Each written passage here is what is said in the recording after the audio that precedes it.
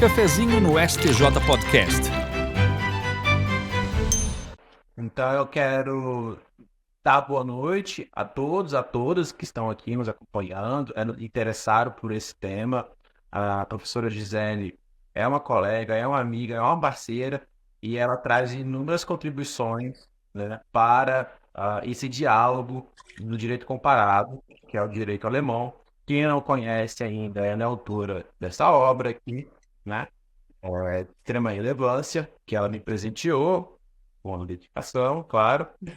E vamos dialogar a partir do modelo alemão, considerando a situação atual do STJ, pensando como isso pode projetar para a relevância aqui. Então, agradeço a participação de todos e todas, e agradeço também a participação da professora Gisele, e nós vamos começar esse diálogo aqui agora, a partir da nossa tradicional pergunta, né? Qual é a relação da nossa convidada com o cafezinho e com o STJ?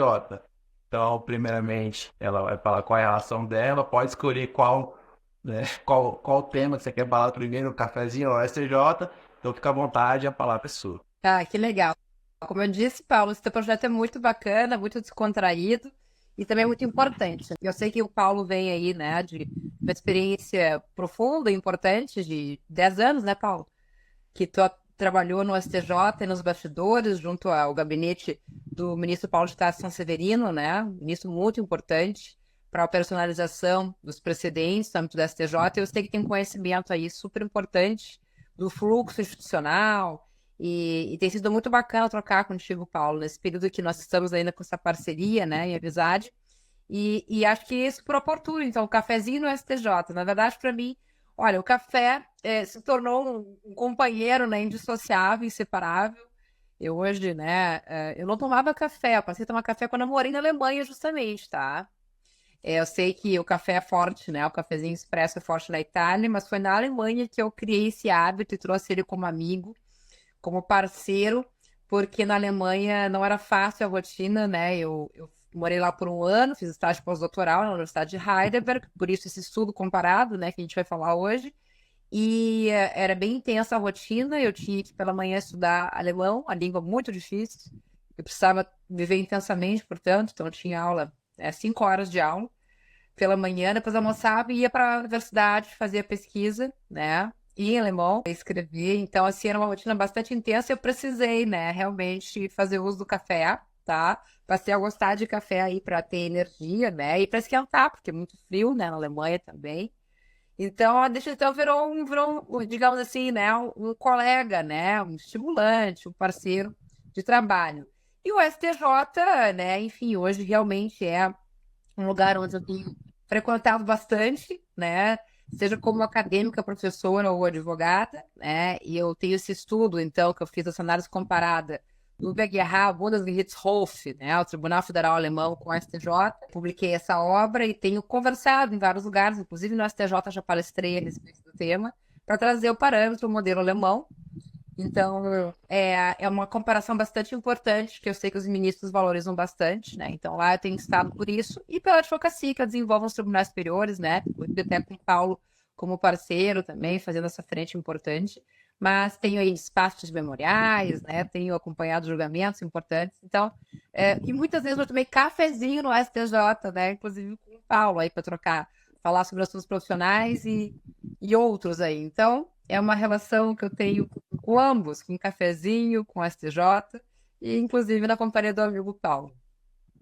Que ótimo, já tomamos com certeza vários cafezinhos lá na STJ, né? Que ótimo. Então, o café você conheceu, adotou o café da pós-Alemanha? Eu não sabia, eu achei que você já tinha um hábito de tomar café antes.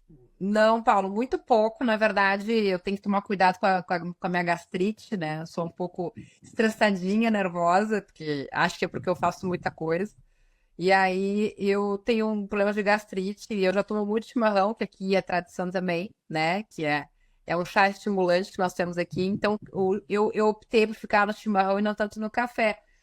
Mas aí depois morando na Alemanha eu acabei desenvolvendo esse gosto, porque o café expresso lá é algo bem cultuado. E aí eu comprei aquela máquina Illy, maravilhosa, de café expresso. E aí viciei, né, nas cápsulas variadas e tudo mais. E até comprei, tenho aqui essa máquina aqui em casa também, e, enfim, aí realmente virou paixão, virou companheiro, virou, na verdade, um hábito, né? Pela manhã e após o almoço. Vira hábito, né? Vira rotina, tem essa parte viciante até, né?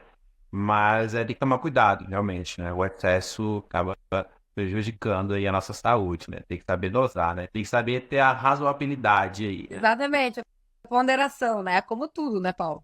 Como tudo. Exatamente. Aproveitando aí, né, a nossa ponderação, razoabilidade, a gente pode já começar a falar, começarmos a falar da ideia de como funciona o tribunal alemão, né? Porque, como eu te disse, vamos começar do modo iniciante até chegarmos ao modo avançado, assim dizendo. Então, se você puder apresentar para a gente o que é o tribunal alemão, né? Qual é a função dele perante a Federação Alemã, porque essa proximidade política também aproxima os dois tribunais, né? Nós somos uma federação e lá também é uma federação. Então isso acaba criando esse maior vínculo entre os dois tribunais, né? Perfeito, bem colocado, Paulo.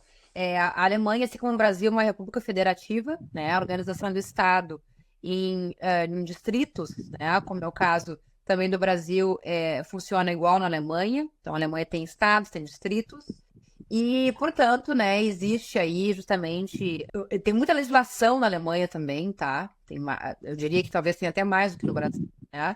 Mas, e tem daí, claro, os judiciários estaduais, distritais. E evidentemente que acontece que na produção, por exemplo, né, da jurisprudência, do entendimento do judiciário de um determinado estado, pode acontecer, né, e a legislação ser federal, também existe isso, a legislação federal, de uma constituição da lei fundamental deles, né, no topo do sistema, da pirâmide, mas pode acontecer de ter, então, entendimento, isso é bem mais difícil por lá, porque essa questão da uniformidade, da unidade do direito, da uniformização da jurisprudência, é uma premissa cultural do sistema, é um valor, né? A ideia de segurança jurídica na Alemanha, ela é muito forte, ela decorre do próprio Estado de Direito, isso está muito forte na lei fundamental, porque para eles é um fator, e para nós também deveria ser, né? Qualquer Estado que queira se desenvolver, mas é um fator de desenvolvimento, né? Também econômico, social, político, então, existe muito respeito à ideia de segurança jurídica no que tange à estabilidade, à previsibilidade. E, portanto, então, existem esses tribunais, né, distritais, os chamados Oberlandesgericht, né? Seriam os tribunais com os nossos estaduais, regionais, federais, tá? E que podem, então, aplicar o direito, né, federal de modo diverso, né, do que um outro distrito, um outro estado, tá? E aí existe né, Bundesgerichtshof, o BGH, justamente que exerce uma função análoga, né, do nosso STJ, para promover a uniformização da aplicação da interpretação da lei em todo o território, né, nacional da Alemanha, tá? Em todos os estados e distritos. Então, se existe, né, se verifica que tem algum tipo de entendimentos dissonantes, divergentes sobre uma mesma lei, né, uma mesma legislação, por tribunais diferentes, tá? Então, a questão tem que ser necessariamente levada para o Tribunal Superior, que é o BGH, responsável pela uniformização da jurisprudência, para dissipar essa divergência. Como acontece com o STJ aqui, quando tem divergência de entendimento entre os tribunais estaduais ou regionais federais. Só que no caso do Bundesgerichtshof, e aí eu já entro um pouquinho na questão, assim, né, de por que esse tribunal funciona bem em termos de função prospectiva, de autoridade, de outorga de unidade do direito. No caso, Paulo, do BGH, tá lá, né, já, assim, no site, quando tu entra, né, e tu quer entender um pouco do tribunal, já tá ali como premissa, né, qual é a função do tribunal? É promover, outorgar a unidade do direito, né?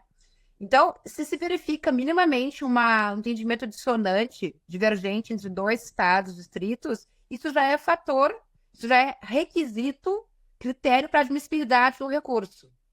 O principal recurso julgado lá é de revisão, que seria nosso recurso especial. Tem a mesma função do recurso especial, tutela do direito objetivo, tá? E justamente para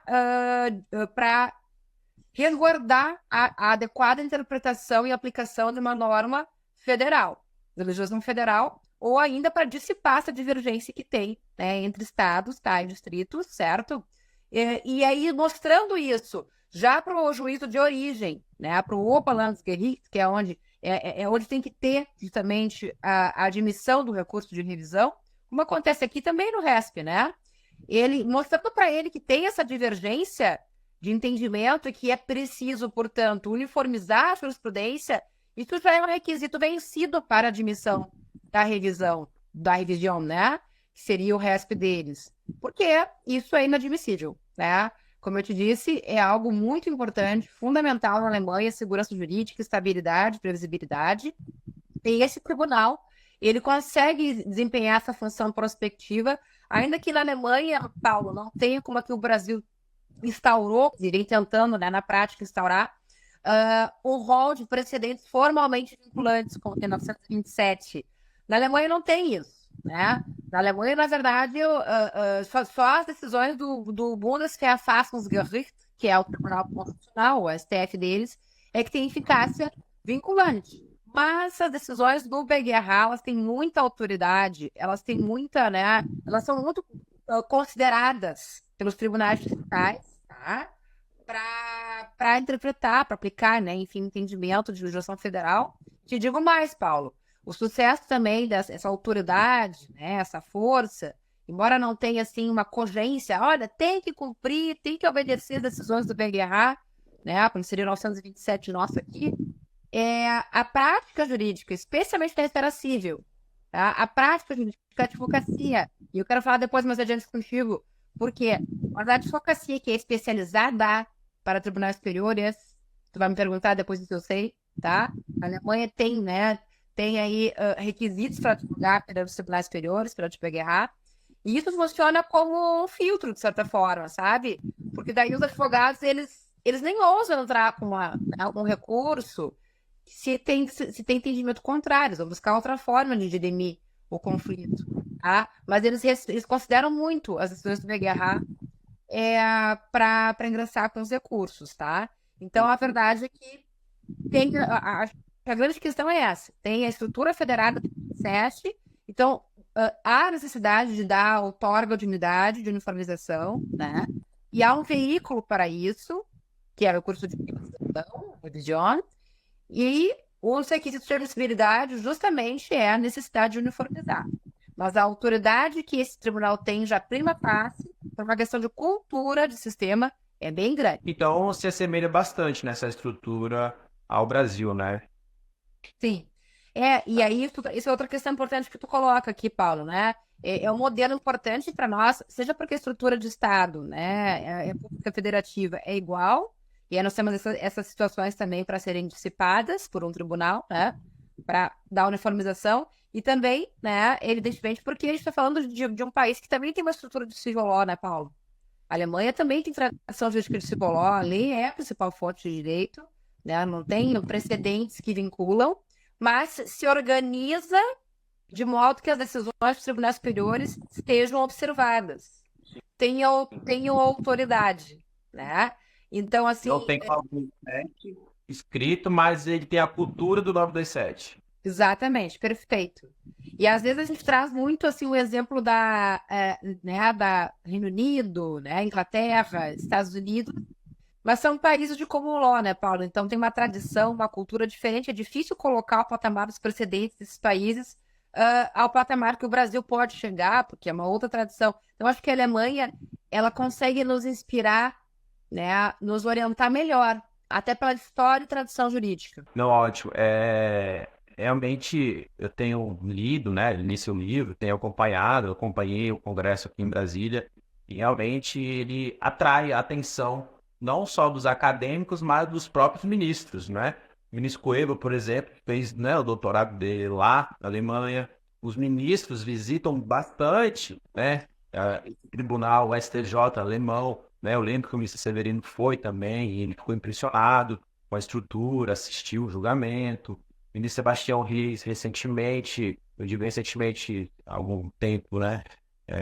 Comentou também que visitou até comentou a respeito da questão do acesso, né, dos advogados, que nem todo advogado, deu uma polêmicazinha, né, que nem todo advogado poderia advogar aqui no STJ e tudo, mas os ministros, eles realmente visitam e gostam do modelo alemão. E aproveitando e falando de modelo, como é que é a estrutura desse tribunal? Pode falar para a gente como é que ele funciona, a composição, você tem uma ideia de processos também, além da composição, né, a sua estrutura, a sua formação, volume de processos, porque o STJ, como sabemos, tem um mínimo de 33, 30 na atividade jurisdicional direta, nas turmas, 3 na atividade realmente mais gestora, assim dizendo, administrativa, então são 30, contando assim dizendo, né? Embora a presidência hoje do STJ seja responsável por quase o terço da baixa dos processos do tribunal, então a ministra presidente é a ministra que mais decide no tribunal, se brincar, assim, a ministra é a magistrada que mais decide no Brasil, né? Porque ela consegue baixar aí um terço dos processos anuais do STJ, baixar aí a faixa de 120, 130 mil na assinatura dela, então tem um potencial muito forte a presidência do STJ, mas formalmente são 30 ministros ali na atividade jurisdicional, e o STJ ano passado recebeu 460 mil processos, né? E conseguiu baixar na faixa de 410 mil, ficou devendo 50 mil, assim dizendo, aumentou a taxa de congestionamento, aumentou seu acervo. Então, considerando essa estrutura do STJ, conta pra gente como é que é a estrutura desse tribunal na Alemanha. A pergunta também é bastante procedente, porque é isso, né? É uma comparação, um modelo importante, tá? Só que, claro, que tem que ser guardadas as devidas proporções. Eu sempre gosto de dizer, né, Paulo, que, assim, por óbvio, né, que a gente não tem como querer, vou transplantar o que acontece na Alemanha, o modelo para o Brasil. É uma outra realidade, inclusive, sim, em termos de dimensão, né, territorial, contingência populacional, né, questão econômica, né, recursos do próprio Estado. Então, por óbvio que é uma situação bastante distinta, a gente tem que fazer uma adaptação conforme as peculiaridades do Brasil. Mas eu acho bem importante dizer várias coisas que eu posso falar, mas em termos de estrutura, tá? O BGH alemão, ele é composto de 153 juízes, tá? Que são eleitos, tem lá um órgão que faz a eleição desses juízes, tem requisitos mínimos para poderem compor o Tribunal Superior, então tem que ter mais de 35 anos de idade, né? Tem que ter uma trajetória para o merecimento, para promoção. E esses 153 juízes, Paulo, eles estão divididos em 19 senados, que seriam turmas, tá, como no STJ, nós chamamos de senado lá, dos quais são 13 para matéria civil, 6 para matéria criminal, e mais 8 senados para matérias especiais, como agrário, como patentes, notarial é muito forte na Alemanha também, tá? Mas, embora cada senado seja composto de 6 a 8 juízes, para o julgamento apenas 5 juízes participam do julgamento, tá? Ao lado do presidente, certo? Mas veja então, e eles têm um grande senado, que seria como se fosse a sessão, né, no STJ, um grande senado, e aí tem civil e penal, tá? Essa é a estrutura. Agora, vamos lá, tu disse aí, o STJ são 33, né, 30 na jurisdicional. Qual é o contingente de processos anual mesmo que a gente acabou de falar? Tem o STJ? O ano passado recebeu 460 mil, né? Ok, já é bastante. 460 mil para 30. É verdade que cada ministro tem assessoria, né? Chefe de gabinete, os gabinetes têm uma aparelhagem de servidores, a gente sabe disso. Tem juízes também, né? Auxiliares, tá? Convocados, tudo bem. Mas os números, tá? Eu peguei o mais atualizado que o BGH estava disponibilizando. Quando eu escrevi meu livro, era outro número. Diminuiu ainda, Paulo. Em 2023, fechou na esfera civil, tá? 5.897 processos. Eu disse 5.897. Menos, tá? Menos do que 6 mil processos anuais. Sendo que nós temos 153 juízes, tá? Na esfera civil, a gente tem 13 senados, mas enfim, a maioria desses juízes estão alocados para julgamento da matéria civil. Então, assim, primeira coisa que a gente viu que a gente tem muito mais juízes, só que tem uma coisa, tá, Paulo? Eles não têm assessoria. Eles não têm chefia de gabinete, assessoria, sabe, vários assessores, eles não têm isso.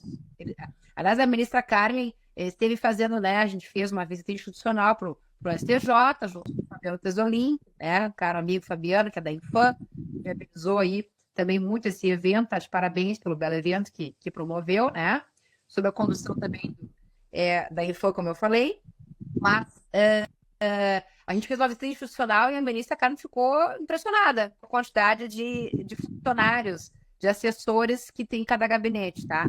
Eles não têm isso, mas eles têm um número maior de julgadores, né? Eles têm um número maior de julgadores, ainda tem 60 juízes ainda instrutores, Paulo, que são do primeiro grau, né? Ou até promotores de justiça que também atuam como juízes auxiliares ali. Então, tem bem menos processos para mais juízes, tá? Para mais juízes. Então, essa aí é uma questão importante para se referir. Claro, né? É um país menor, tá? Com população menor e com mazelas, né? Sociais e econômicas também diferentes. Né? Então, esse número de menos de 6 mil é o total? É só o civil? É da esfera civil, mas esfera civil. Mas o total não ultrapassa de 10 mil processos. Menos de 10 mil por ano, né? Para quem não conhece assim, o STJ, melhor, um gabinete, em regra, o ministro tem 40, né, servidores, assessores, até terceirizados, tem no gabinete para ajudar em algumas atividades e tudo.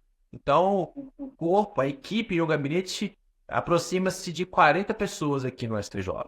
Né? Então, você tem uma ideia aí, né? São 13 assessores diretos, tem o corpo interno, que chamam assistentes, também aí entram também estagiários, então, às vezes terceirizados, que auxiliam na atividade meio ali, na secretaria e tudo, mas a soma total, praticamente 40 pessoas arredondando na secretaria. Então, é bastante, né? Para esse volume, que é bem considerável, de quase 60 mil por ano. Por isso que a presidência hoje é o gabinete, entre aspas, que mais decide no STJ.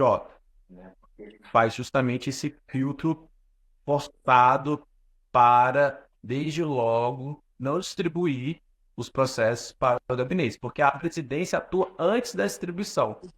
Isso é importante ter como consideração. Todo o ato da presidência ele ocorre antes da distribuição do processo. Tá? Então não há prevenção. O pessoal fala, não, mas meu processo está prevento. Ele caiu na presidência ali, mas está prevento ao outro processo que já foi distribuído ao presidente. Não, porque a distribuição só é avaliada, a prevenção só é avaliada após distribuição. Então, se não há distribuição, você não precisa avaliar a prevenção. Então, tem toda uma estratégia, assim dizendo, para você fortalecer o trabalho da presidência do STJ, como também a presidência do Supremo Tribunal foi fortalecida ao longo dos anos. Né? Sim. É quase que um filtro, é quase que uma espécie de relevância, né, na prática. Né? Uma vez o ministro Severino até brincou comigo, falou, não, a gente tem uma relevância forçada que é a presidência. Né? E acaba sendo, né, porque os recursos manifestamente inadmissíveis, eles não precisam ser distribuídos ao gabinete. Até promove a duração razoável do processo. Por que eu vou deixar um processo ser distribuído se ele evidentemente é inadmissível? Então, isso, né, concretiza até o princípio, né, o direito fundamental, a duração razoável do processo. Mas é muito interessante essa comparação de estrutura. E eu lembro lá na manifestação, na palestra aqui em Brasília, ela falando que ela não tem equipe, né? Eles fazem tudo sozinho, né?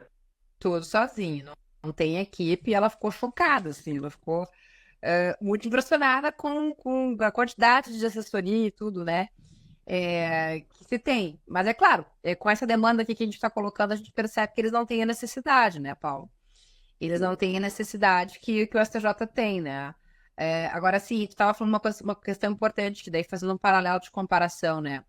a presidência funciona como um filtro, tá? Um filtro ali para ver o que tem admissibilidade e o que não tem admissibilidade, tá? Tá. Lá na Alemanha, né, também vai ser o juiz, tá? Vai ser o tribunal de segundo grau, o chamado Oberlandesgericht, que vai dizer se admite ou não a revisão. Se o tribunal de segundo grau admitir, dizer que os requisitos, porque eu vou falar agora na sequência sobre quais são os requisitos de admissibilidade da revisão, acho que tu vai me perguntar, sobre o filtro, né, alemão. Aí eu vou te falar. Mas assim, o segundo grau vai dizer, não, cabe, estão presentes os requisitos. Aí, também no BGH, a exemplo do que tem na presidência do STJ, também pode acontecer de bater lá e ter uma decisão que eles chamam de Beschluss, que seria uma espécie de decisão monocrática, que é aquela decisão monocrática da presidência quando inadmite o recurso especial, sabe? Porque entende que não são presentes os requisitos.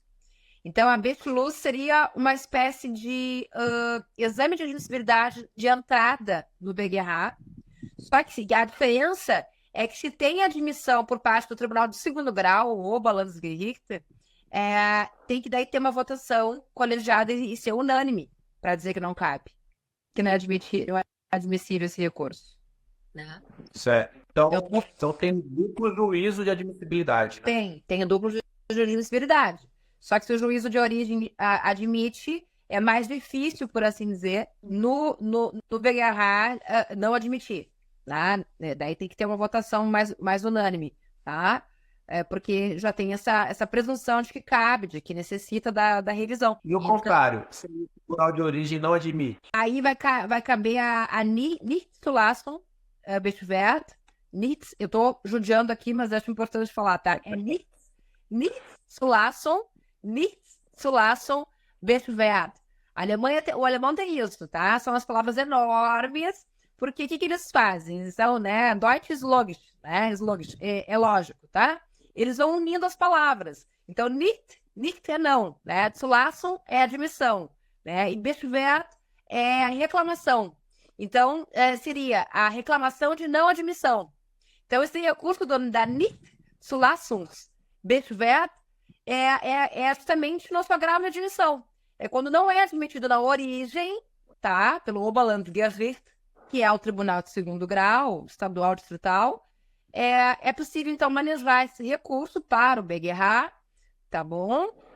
Para buscar admissão, tal qual o nosso agravo, né, do 1042, e recurso especial extraordinário, para buscar admissão. E aí, né, vai ter julgamento, e aí a não admissão também tem que ter um quórum, que é uma coisa que está lá na emenda constitucional da relevância, tem que ter um quórum qualificado também de 2/3. Ótimo, então se assemelha bastante, né? Se assemelha bastante. Na verdade é o seguinte, vamos colocar as coisas nos seus devidos lugares, Paulo.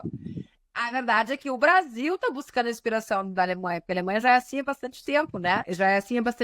Então, assim, na verdade, essa inspiração, porque é o que eu estou insistindo no modelo alemão. Porque funciona bem, porque desenvolveu uma premissa cultural, né, uma sistematização importante de autoridade das decisões desse tribunal, né, do BGH, e que é civil law, que é um país com estrutura de civil law tal qual o nosso, então fica menos distante do que esse de common law dos Estados Unidos e Inglaterra, né, que nós costumamos trazer para falar de precedentes, não é? E também, né, porque, na verdade, já está funcionando a estrutura do Estado, como nós falamos, né, a República Federativa, e a função do BGH, de uniformização da jurisprudência, e esse filtro, como requisito de admissibilidade, já funciona lá muito bem. Na verdade, é o Brasil que, quando foi buscar na repercussão geral já, Paulo, porque a relevância ela se inspira muito na repercussão geral no recurso extraordinário. Quando buscou a repercussão geral, já buscou o modelo da Alemanha. Tem outros países na Europa, França, também, mas eu vou te falar seguramente, até por essa pesquisa comparada que eu fiz, seguramente o modelo que o Brasil foi bem mais a esse filtro recursal foi a Alemanha. Então, a semelhança ela não é uma coincidência, é uma inspiração. Por isso que eu resolvi fazer essa pesquisa comparada, para trazer mais luzes para esse processo de inspiração que ele é assim, né, velado, mas ele é muito claro, né, Paulo? Dada a semelhança. E, com certeza. né? E só estudando, né, ampliando essa percepção que a gente consegue entender, né, que as coisas não nascem do nada, né? As coisas não nascem do Pra mim, nada, né? Então a ficou gente muito claro quando eu morei e estudei lá na Alemanha e vários outros institutos. Eu não quero escrever sobre isso, não tive tempo ainda, desde que eu voltei. Mas a execução também, a própria ideia de uma desjudicialização da execução, Paulo. Eles também têm lá a figura de um agente da execução, né? Que é figura mista, ainda é um funcionário público, né? Um beamta, mas ele tem muita autonomia privada, né? isso só demonstra a necessidade de aprimoramento e avanço do estudo do direito comparado, né? A importância dos nossos institutos, claro, temos alguns institutos muito próprios aqui, mas o Brasil, ele realmente tem essa busca, né, até pelos nossos, né, magistrados, nossos ministros, que acabam fazendo, né, o ministro Gilmar Mendes é a referência, assim dizendo, né, então acaba fazendo o estudo e traz, né, essas análises que podem contribuir para o nosso sistema. Como você bem colocou, não é um simples copia e cola. Há toda uma adaptação, há toda uma análise cultural que precisa ser verificada, adaptada, mas é importante ter essa visão sistêmica global de como os sistemas funcionam para entender a nossa engrenagem aqui, né? Por isso que eu fiquei perguntando do agravo, né? Poxa, então o agravo não é só a gente que, né, tem o agravo. O agravo E tem mais uma coisa que é importante dizer. Esse agravo de admissão, a Nichtzulassungsbeschwerde, assim como aqui no nosso sistema, Paulo, a gente tem mais, o número de agravos é maior do que o número de respes, né? sim, não. Desses 460 mil processos que chegaram ao STJ em 2023, 55% é de agravo em recurso especial. Pois então, porque, claro, porque a gente tem mais inadmissão do que admissão, porque, né, digamos assim, os freios estão cada vez mais, né, mais puxados aí, né, embora cada vez você tenha mais processos, chegando no STJ, né, mas assim como, Paulo, no Brasil, então a gente tem, né, no nosso, ali perante o STJ, a gente tem muito mais agravo de admissão do que recurso especial. Também lá nós temos o número de recursos, de processos no BGH alemão também é maior. Tem mais Nichtzulassenbeschwerde, tá? Que são os agravos de admissão, do que a revisão propriamente, o recurso propriamente. Interessante. Tal qual. E eles daí... Não, isso é uma coisa assim, muito ilegal, eu não vou conseguir falar hoje aqui que eu não quero sair do escopo. Mas os alemães, eles têm pânico e medo de congestionamento do judiciário. Então começa a surgir assim, um medo, né, um risco de ação de massa, eles já vão criando uma lei, que nem aconteceu lá no escândalo do diesel, né, do caso da Volkswagen. Eles já criaram uma lei de tutela jurídica conjunta, coletiva do consumidor, para evitar. E a questão acabou sendo resolvida pelo BGH, né? O BGH esboçou na segunda audiência dessa ação, né, da Musa Verstappen Clark, esboçou a decisão favorável aos consumidores e já deu uma dica à Volkswagen, vai procurando, vai fazendo acordo com os consumidores que é melhor para ti. Porque senão, por mais que tivesse essa ação conjunta, ia ter as liquidações e execuções individuais, né, Paulo? Então, o próprio judiciário já foi, eles se organizam preventivamente para evitar isso. Eles não... Então, essa questão da Nichtzulassenbeschwerde ter, né, seu número alto, eles já fazem reforma aqui para ver por que não está admitindo, o que está acontecendo, para evitar, para refrear esse número, sabe? Tem tudo isso. É isso que nós estamos no Brasil tentando implantar, né? E o ministro Sanseverino acabou sendo pioneiro nisso, com o núcleo de gerenciamento de precedentes e ações coletivas no Brasil, pois que, por determinação do CNJ, esse núcleo é obrigatório para todos os tribunais. Sensacional. Por isso, Aliás, eu quero parabenizar. Desculpa te interromper, mas fui com o Marcelo Marchiori, eu vi que entrou aí. Vamos cumprimentar ele, que né, um grande player aí desse núcleo de precedência. Eles desempenham um trabalho excelente, maravilhoso, com uma equipe também exemplar, né? E vamos dar um oi para ele, já que falamos do núcleo de precedência, que eu vi que ele estava aí. certeza. O núcleo de gerenciamento, eu tive a felicidade de acompanhar do zero, né, trabalhando com o Marcelo Marchiori, acompanhando o trabalho do Messias Severino, que foi realmente o criador dessa logística, gerenciamento, né? O STJ não tinha né, esse gerenciamento. Foi a partir de um caso concreto que o Mr. Severino enfrentou que ele teve a ideia, né, de buscar um trabalho de inteligência, porque como originário do Tribunal de Justiça do Rio Grande do Sul, ele, Marcelo, grande abraço, Abraço, Ministro Marcelo. Severino, Ministro Severino, como originário do Tribunal de Justiça do Rio Grande do Sul, teve um caso, o Credit Score, que ele foi relator do tema no STJ, por quê? Porque o Tribunal de Justiça do Rio Grande do Sul ligou para ele relata isso, tem uma palestra dele, em todas as palestras quadras ele fala isso. Então ele relata que o Tribunal de Justiça do Rio Grande do Sul ligou para ele, falou: Vinícius, o senhor tem 2, 3 processos no seu gabinete que representam a controvérsia de centenas de processos aqui. Então, se o senhor puder afetar e depois puder sobrestar e decidir, porque a gente não quer remeter isso para o STJ. E aí ele falou: olha, vocês estão fazendo um trabalho que o STJ deveria fazer. Então, a partir daí, ele sugeriu a criação da comissão gestora, né, composta por um ministro representante de cada seção, e aí sim começou a difundir, né, e a estruturar melhor ainda, a partir de cada presidência, o núcleo de gerenciamento de precedentes. Então, ele, a partir de 2014, gerenciou isso, né? E, infelizmente, com o falecimento dele, a ministra Suzete depois acabou assumindo, aposentou, e hoje o ministro Schietti, na terceira sessão, é o presidente da comissão gestora. Então, você falou que o Tribunal a Alemanha, o judiciário tem um pânico, assim dizendo, do congestionamento. Aqui não, a gente espera a bomba explodir para resolver, né?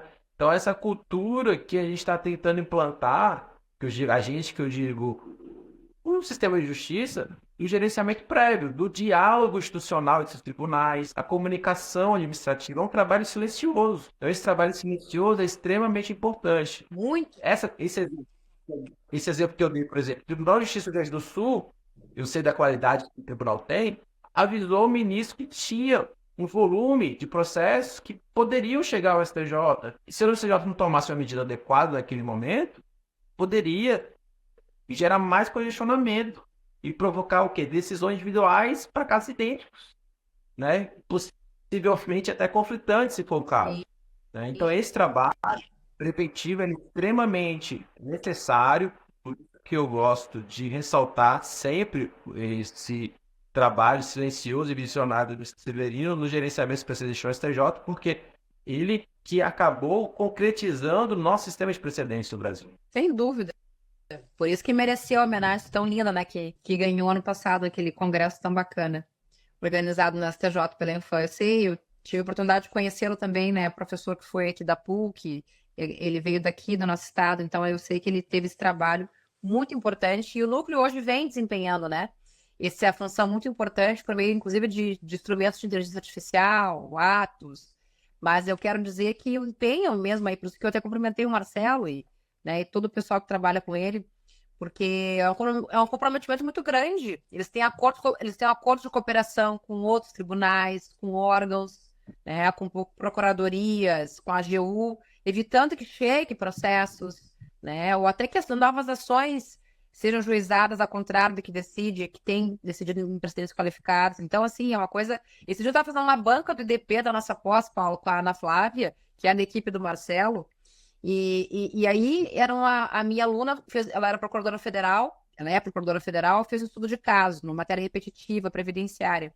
E aí, conversando, fazendo a banca, a Ana Flávia disse: eu já vou montar aqui no grupo pessoal, né, essa matéria, para ver se não dá para pensar numa afetação dessa matéria. Ó, já falou, né, e depois há quem diga ainda injustamente, né? Eu sou advogada, eu também controlo, também espero, exijo do STJ uma prestação jurisdicional adequada. Mas eu acho que é o que você está dizendo, né, Paulo? Eu acho que aí um trabalho bem feito tem que ser também elogiado. Aqueles que dizem, é um robô que faz tudo, Não é, tem supervisão humana. Tu pode dizer que estava nos bastidores aí até pouco tempo. Tem supervisão humana e tem uma preocupação também em fazer esse trabalho de racionalização, né? Então, o núcleo ajuda muito aí o funcionamento do STJ, com certeza, né? Sim, o grande legado, eu costumo dizer que é o grande legado do ministro Severino, foi realmente deixar esse caminho aí praticamente feito para a relevância, né? porque a relevância vai usar todos esses mecanismos que foram implantados a partir do gerenciamento de precedentes, né? Então, estabeleceu diálogos com os tribunais de origem, rapidamente assim, o Severino, junto com a Melissa Suzete, Schietti, o Marcelo, à época, com o Diogo, outro colega nosso do STJ à época, visitaram os tribunais de origem. Foram em cada tribunal de origem para difundir a ideia do gerenciamento. Né? Eles saíram do conforto deles, assim dizendo, para visitar os tribunais. Então, para realmente motivar a justiça a aderir a um gerenciamento prévio, porque isso é inteligente ser feito. Não adianta, depois que já remeteu 100, 500, 1.000, 2.000, 5.000, 10.000 processos para o STJ, deixar o STJ trabalhar sozinho. Existe a necessidade desse diálogo. E aproveitando a questão do robô, você falando, essa ideia de que robô decide é mito, tá? Isso aí não existe. O trabalho é todo humano. O que acontece é a automatização do processo decisório, né? Então, pelo volume, você já tem alguns padrões decisórios, e esses padrões decisórios acabam se repetindo, mas a análise realmente é feita por humanos, né? E só há uma ajuda de mecanismos para aprimorar a busca de potenciais recursos representativos à controvérsia, né? Que é o sistema Atos, que até o ministro Sasseviri que batizou. Sistema Atos em homenagem a outro, oriundo do Tribunal Atos Dumont Carneiro, que também era entusiasta do sistema de gerenciamento.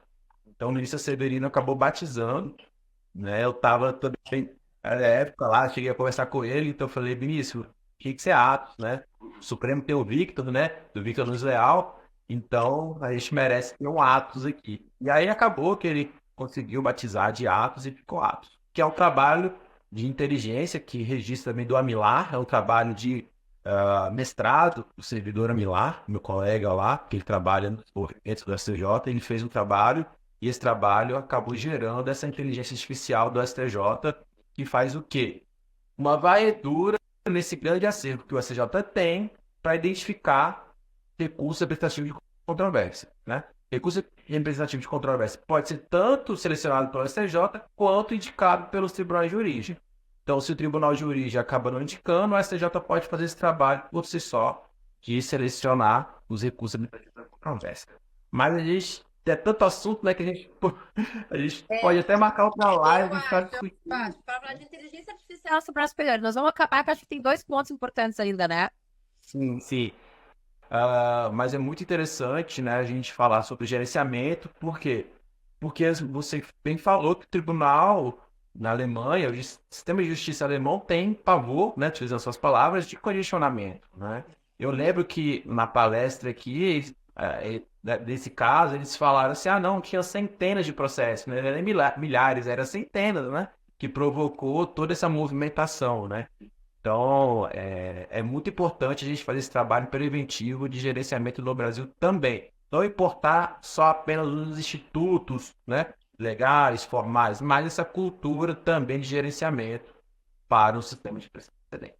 Tá? Perfeito. E aí, o que eu queria perguntar sobre o sistema alemão, já falando de gerenciamento, falando de relevância, como é que funciona o filtro dele? Ótimo.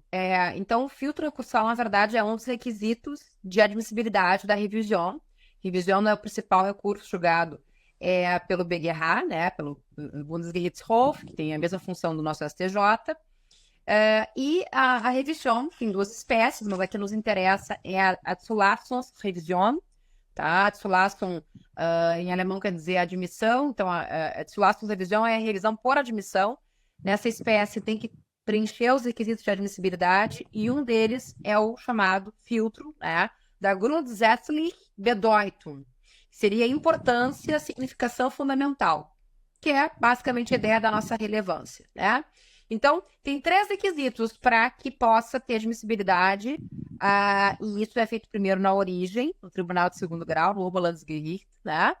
3 requisitos. O primeiro deles, que é, então, esse filtro, tá? Da Grundsätzliche Bedeutung, a importância, significação fundamental, significa essa matéria federal, ela tem uma transcendência a importância dela, a repercussão dela transcende a esfera particular das partes envolvidas no processo, ela pode afetar um número maior de pessoas a partir, né, do caso concreto. Então, é uma ideia de repercussão, de transcendência, né, que nós temos na repercussão geral, é um pouco diferente da transcendência da recurso de revista, embora, infelizmente, o projeto de regulamentação da nossa relevância, o último, que foi agora para o Congresso Nacional, está seguindo a lógica da transcendência no recurso de revista, porque é individual, né? Eu não acho que é o melhor modelo, né? Acho que o modelo deveria seguir o da repercussão geral. De todo modo, significa, então, que se avalia se essa matéria ela tem uma repercussão, tem uma transcendência, uma importância fundamental que, a partir do caso concreto, possa afetar um número maior de pessoas. Tá? Isso é averiguado para admitir o recurso. Esse é o grande filtro. Mas tem mais dois requisitos de admissibilidade. Né? Os três têm que ser cumpridos. Tá? Tem também o da necessidade, da relevância de examinar aquela matéria para o desenvolvimento do direito. A Guerra percebe que tem uma matéria ali que não está bem constituída, não está bem firme, não está bem sedimentada. É melhor trazer para o PGRA olhar melhor, com mais profundidade e sedimentar o entendimento. Até porque tem divergência entre os tribunais distritais. Né? E, claro, o terceiro, que é um elastério disso, na verdade, né, um corolário disso, é a necessidade de uniformizar a jurisprudência. Se o tribunal percebe que tem, né, divergência de entendimento com relação à mesma matéria entre tribunais estaduais ou distritais. Então, é mais um requisito de admissibilidade. Mas o mais importante, que seria o grande filtro, assim, que se o tribunal de origem, ou até mesmo o PGRA, percebe que não está presente, freia e o recurso não passa, não é admitido, tá? É o da Grunz Bedoyton, da importância, da significação fundamental, que é muito ideia da nossa relevância no recurso especial. Ótimo. Seria uma espécie de... Se uma indenização está entre 5 mil e 6 mil, não importa, né? Isso não vai evoluir para o direito, né? Assim dizendo. Isso ali é uma esfera íntima da parte ali, e o juízo próprio ali, do primeiro grau, segundo grau, se dizendo, se uma indenização seria entre 5, 6 mil, 7 mil, 8 mil. Uma margem razoável, assim, de aplicação, né?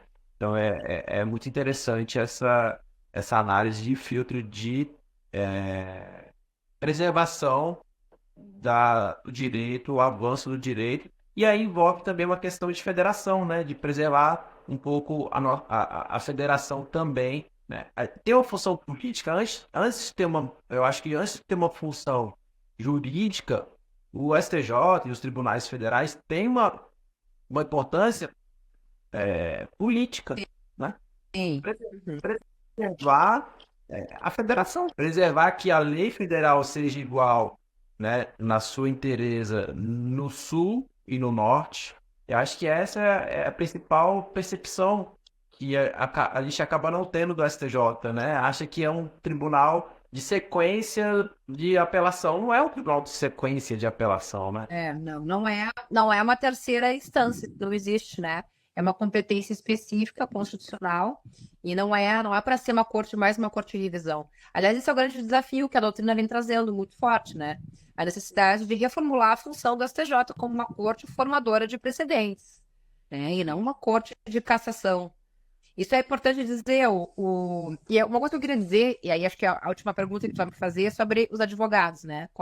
Os requisitos para poder advogar no BGH? É porque na Alemanha tem essa exigência que no Brasil não tem. Né? Para poder atuar perante o PGRA na Alemanha, e veja, só tem hoje 40 advogados habilitados, eu disse 40, em toda a Alemanha, para atuar perante o PGRA, tem requisitos, né? Então precisa ter idade superior a 35 anos, comprovar.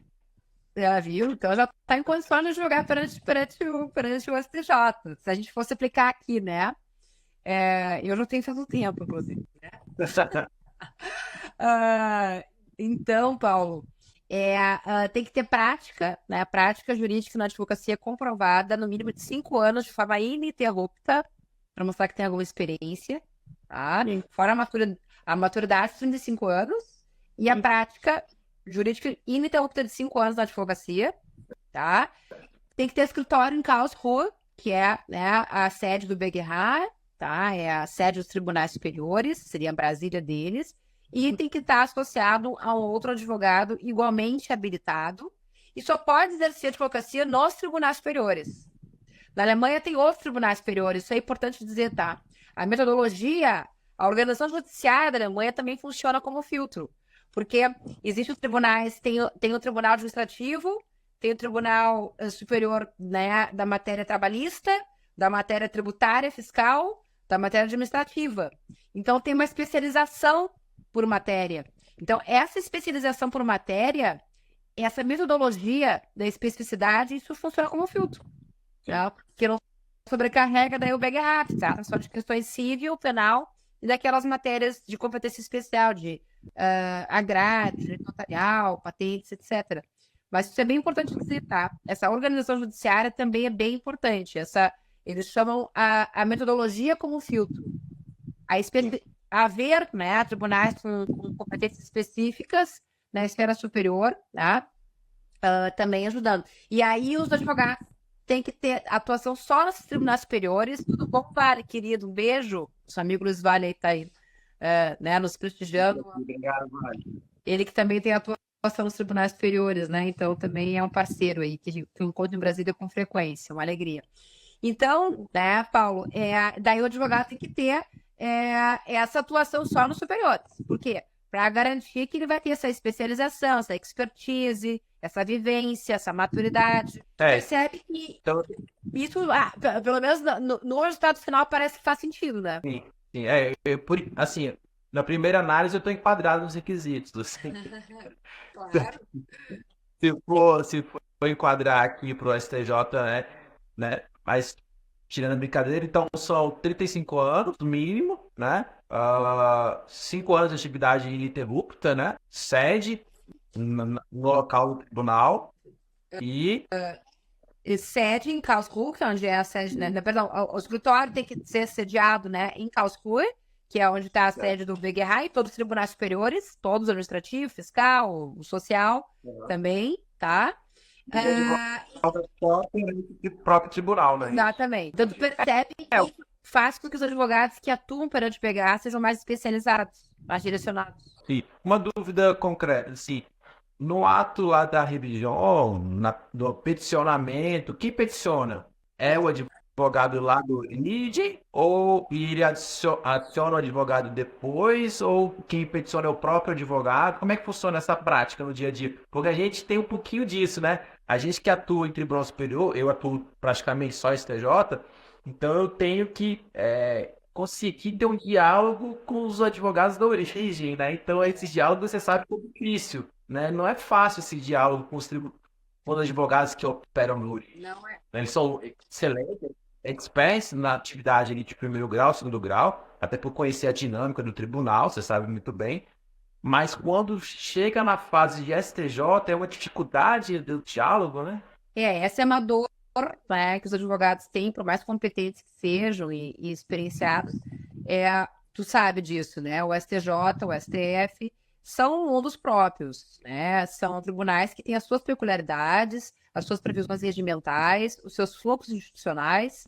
Mesmo dentro dele, do STJ, tem 33 outros tribunais, porque cada gabinete tem um procedimento, né? Cada ministro tem as suas exigências, né? Então, assim, realmente é necessário, é uma dor, assim, a gente percebe que os advogados eles não conhecem muitas vezes e acabam não manejando adequadamente os recursos porque não conhecem esse fluxo, né? Então, é um problema, assim. Só que também, por outro lado, né, Paulo, não adianta também conhecer super bem e não carregar, não conhecer as peculiaridades do caso, de modo que tu consiga, num despacho com o ministro, traduzir isso de uma maneira positiva, né, de uma maneira clara, ilustrativa, porque também não vai funcionar. Então, essa pergunta que tu me faz é relevante. A gente, né, tanto tu quanto eu, a gente às vezes é contratado só para o STJ, né?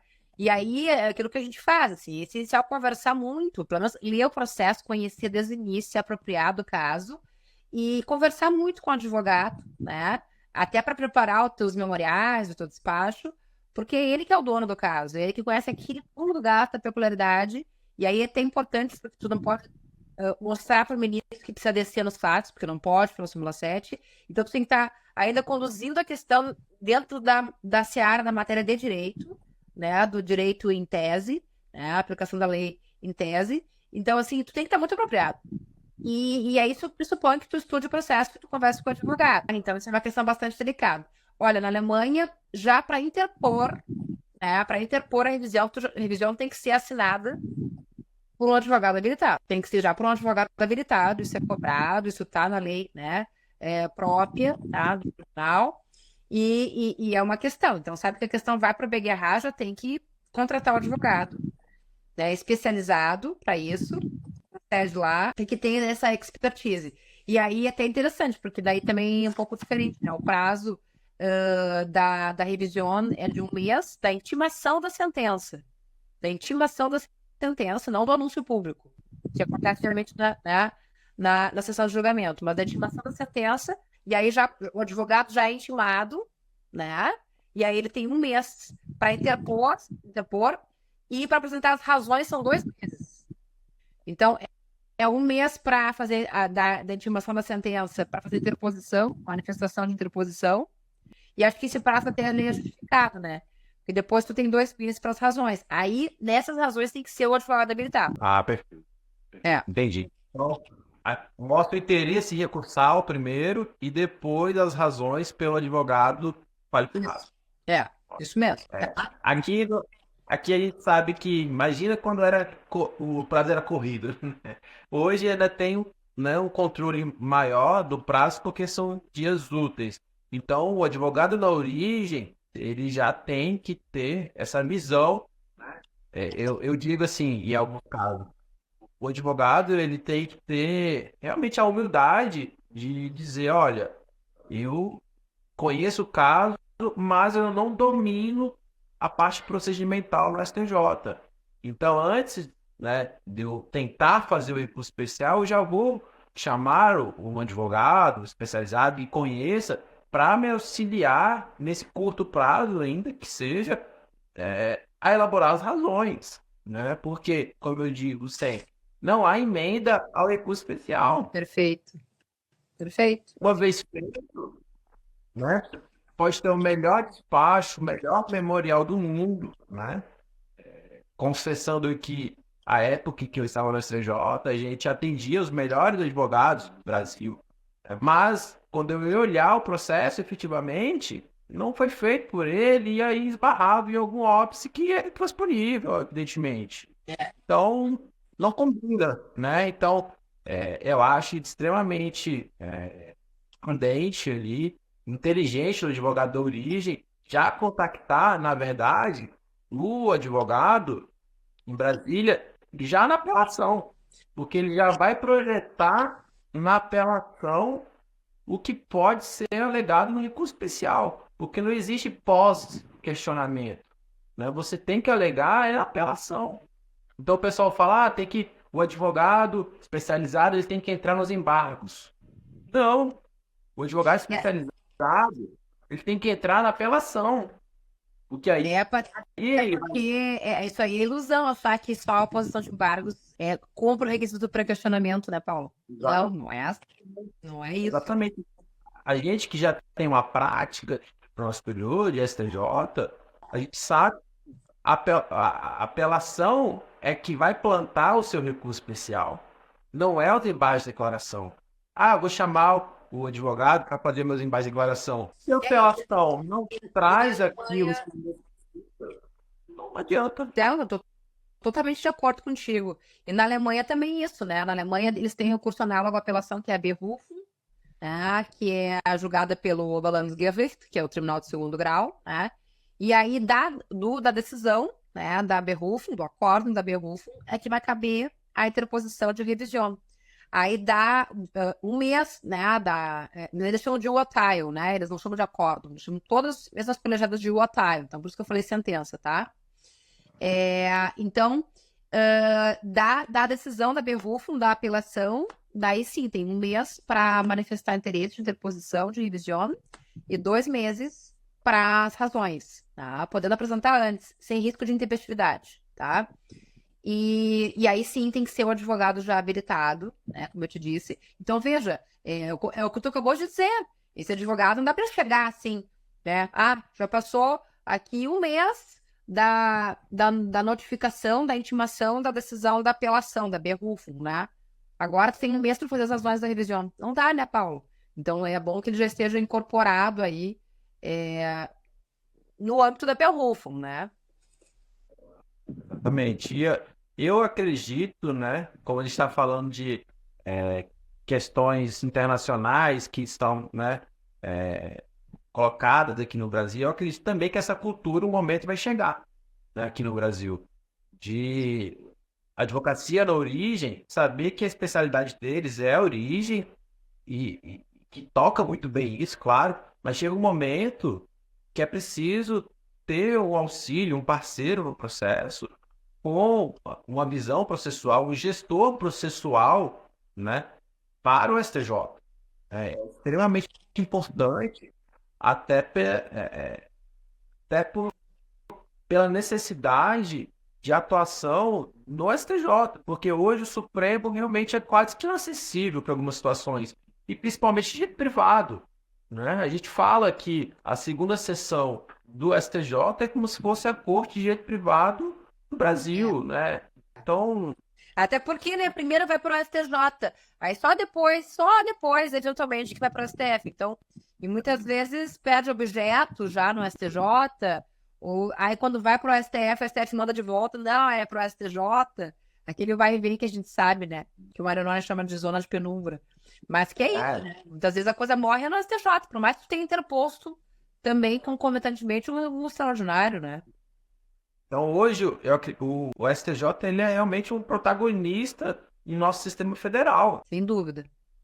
O Supremo não quer mais processos recursais. Ele está resolvendo a vida dele com a repercussão geral, né? Reduziu o acervo de 150 mil de 2006 para 22 mil em 2023, baixando consideravelmente os processos recursais. Hoje está tendo problema de reclamação, claro, mas isso aí acredito que vai ser resolvido, né, a médio e longo prazo. Mas o STJ, ele quer chegar no Supremo e ele vai chegar no Supremo nesse marco aí que eu acredito aí, infelizmente, só daqui a um tempo aí. A emenda constitucional 45 só deu resultado praticamente agora, 20 anos depois. Quando a relevância vai dar resultado para o STJ? Essa é a questão. Então tem que entender toda essa lógica de funcionamento para você ter uma segurança para o seu cliente, né? O advogado está representando o cliente, né? Então ele precisa de uma segurança procedimental para que seu cliente não peque na parte do caminho do processo, né? Porque a gente sabe, a nossa obrigação é de meio, não é de fim. Então, se você não cumpre sua obrigação de meio, é difícil para o cliente. Exatamente isso. E vamos ver agora para que caminho vai com a regulamentação, né, Paulo? Tô preocupada com isso, né? Porque demorou, ficou presa a questão lá no Conselho Federal da OAB e agora mudaram, na verdade, o ponto nuclear, né, do projeto. Vamos ver o que vai acontecer. Qual é o que vai sair do Congresso, né? Acho que a gente tem que ficar atento a isso agora, porque isso é que vai ditar se a gente tem realmente, se a gente vai ter um filtro que possa funcionar, né, e trazer essa racionalidade, né, e essa melhora qualitativa da prestação jurisdicional, porque assim como tá, não dá, né, Paulo? Eu acho que a Alemanha também tem isso de positivo, assim, para concluir. A Alemanha, tu tem requisitos de admissibilidade bem postos, objetivos determinados por lei. Então, tu tem uma estabilidade, né? Hoje, o STJ está sem filtro, mas está usando filtro, que é a súmula 7, 211, 283, 284. Só que isso daí é meio casuístico, tá? Então, o advogado, o jurisdicionado, não tem muito como saber, assim, fica meio caso a caso, fica heterogêneo, fica, né, não uniforme. Então, se é para ter filtro, porque tem que ter, porque, afinal de contas, o STJ, ele é um tribunal que não é para julgar qualquer coisa, qualquer matéria, eu acredito nisso, é a minha opinião, tá? Mas que esses critérios sejam bem definidos, sejam bem claros, né, e transparentes, e que tragam previsibilidade.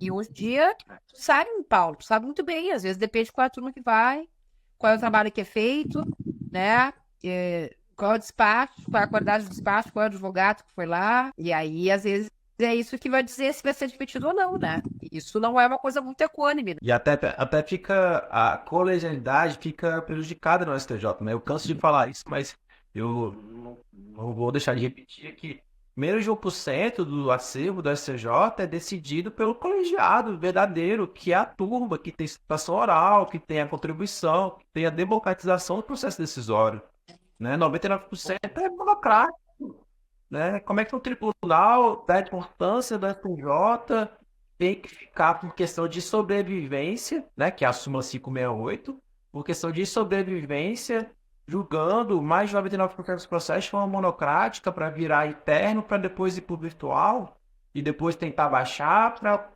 contornar a taxa de congestionamento. Então, assim, é uma realidade cruel, né? A gente sabe que a gente tem uma visão mais sistemática, mais global da coisa, global mesmo no sentido, né, comparado, né, trazendo aqui a questão do direito alemão. A gente sabe que a forma que está não é bom para ninguém. Os ministros não estão satisfeitos, os servidores não estão satisfeitos, os advogados não estão satisfeitos. Então, é um modo que hoje o STJ opera que não está prestando a justiça, a prestação judicial da forma desejada. É verdade. É. Então, vamos ver, vamos acompanhar, né, Paulo, qual vai ser aí o deslize dessa regulamentação da relevância do Congresso Nacional. Vamos acompanhar de perto. Eu espero que traga um bom resultado para que a gente possa ter, né, um filtro que melhore, né, o funcionamento do STJ. Para todos, não só para os ministros, mas para os advogados também. Porque eu vou te falar, eu não considero nem positivo para os advogados continuar como está. Porque o acesso está cada vez mais difícil, né? Então, eu acho que a advocacia devia pensar sobre isso também. Talvez um filtro organizado, né? Um filtro com critérios estabelecidos, tá? E uniformes, seja melhor para todos, até para a advocacia, né? Então, Também acho. na linha da Alemanha, que funciona assim. Exatamente. Eu já desde logo agradeço aqui, né, essa contribuição. Acho que em pouco tempo conseguimos tratar de vários temas importantes aqui, né, da questão do modelo federativo, da questão da composição, da estrutura, se existe um filtro, se não existe, como é que ele funciona. Lá tem o RESP, tem o agravo do RESP também. Lá também tem uma também não, né? Lá só tem a restrição para o advogado, que está devidamente habilitado, isso contribui, né? A gente viu, né? A gente sabe que os ministros acabam reclamando mesmo da qualidade dos recursos, porque às vezes o judicionário tem um bom direito, mas não foi devidamente colocado aquele direito no estrito limite do recurso especial. Então, os advogados, realmente, uma falta de prática perante o STJ acaba errando em um ponto ou outro, isso acaba combinando no não conhecimento do recurso. Então, alguns ministros já falaram sobre isso, né, que é interessante ter advogados especializados no STJ. Então, são contribuições, né? Claro que a gente não vai simplesmente copiar e colar, mas são contribuições que trazem luzes para o nosso modelo. E o momento é esse, né? De discutir, né? Tanto é que teve o Congresso agora. Então, o momento é esse, discutir, de trocar ideia, de falar com quem já pesquisou, com quem já foi lá, com quem já morou lá, com quem já viveu lá, né? Então, eu agradeço, né, a professora Gisele, por ter compartilhado também aí a relação dela com o cafezinho, com a STJ, né? Olha, eu acabei tomando chimarrão durante a live, tá? Porque já passou a hora do café, então tu me desculpa, não sei, né? Mas eu acabei tomando um chimarrão hoje. Então, tá bom, eu agradeço, tá? A sua participação, a nossa live anual aí, né? De 2024. Que tenha do ano que vem, então, né, Paulo? Eu agradeço também o convite, fiquei muito feliz, é uma honra. Quero te parabenizar por esse projeto super legal e contributivo. E também pelo trabalho que tu faz no STJ, né? Que é super importante. Aí, né, tão especializado, tão direcionado, um grande parceiro que eu tenho, obrigada. E agradecer a presença aqui, super qualificada, vi vários amigos aqui, colegas, professores, alguns eu nominei, outros não. Obrigada, Paulo, né, fico muito contente se o nosso debate conseguiu contribuir com os pensamentos e atuações de vocês. É exatamente isso. somos advogados, mas também somos professores, né? Isso aí. Então, a gente gosta realmente de ajudar o colega, de pensar na melhor aplicação e estruturação do direito, tá? Também aproveito para agradecer para todos que passaram por aqui, deixaram alguma saudação para gente, tá? E é uma felicidade estar aqui com esse projeto e a ideia é justamente a de difundir o conhecimento, né? A gente vai deixar isso gravado, será disponibilizado no modo podcast, e isso para facilitar que cada um, no seu momento, no seu, né, devido tempo, escute, né? Entenda, volte, escute mais uma vez, anote e possa maturar a ideia no seu momento, no seu melhor espaço. Isso aí. Maravilha, querido. Obrigada, então, e até a próxima. Até breve. Até, tchau, tchau, Boa gente. noite. Obrigado. Tchau, tchau. Obrigada.